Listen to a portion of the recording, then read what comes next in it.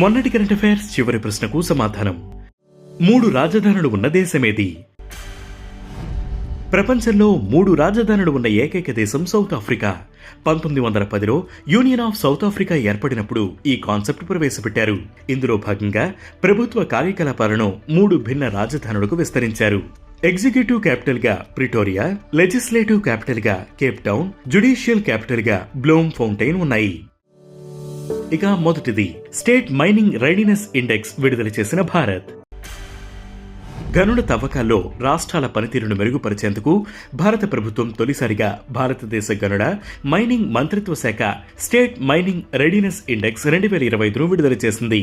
మైనింగ్లో సమర్థత, సంస్కరణలు, స్థిరత్వం ఆధారంగా రాష్ట్రాలకు ర్యాంకింగ్స్ ఇస్తుంది. ఇందులో కేటగిరీ ఏ అంటే ఖనిజాలు అధికంగా ఉన్న రాష్ట్రాల్లో మధ్యప్రదేశ్, రాజస్థాన్, గుజరాత్ ఉన్నాయి.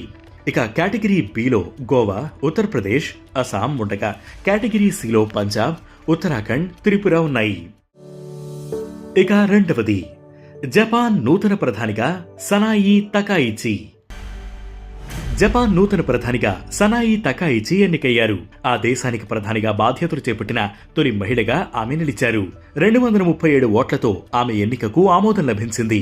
షిగేరు ఇషిబా స్థానంలో ఆమె జపాన్ ప్రధానిగా బాధ్యతలు చేపట్టారు. చైనాపై తన స్వరాన్ని గట్టిగా వినిపించే తకాయిచి ఇప్పుడు ప్రధానిగా ఎన్నికవడం ఆసక్తికరంగా మారింది.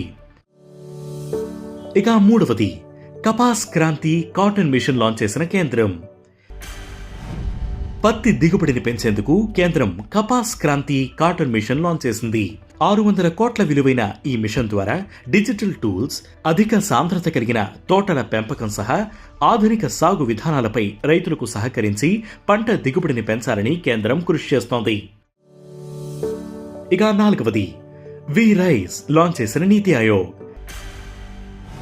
నీతి ఆయోగ్కు చెందిన women entrepreneurship platform DP World అనే సంస్థతో కలిసి వి రైజ్ అనే ప్రోగ్రాం లాంచ్ చేసింది.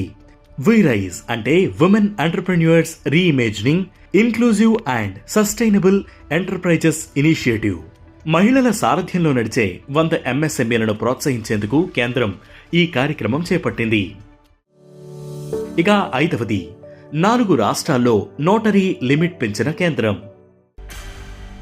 గుజరాత్, తమిళనాడు, రాజస్థాన్, నాగాలాండ్లో నోటరీల లిమిట్ను పెంచుతూ న్యాయ మంత్రిత్వ శాఖ ఆదేశాలను జారీ చేసింది. నోటరీస్ రూల్స్ 2025 ద్వారా చట్టంలో సవరణ తీసుకువచ్చింది.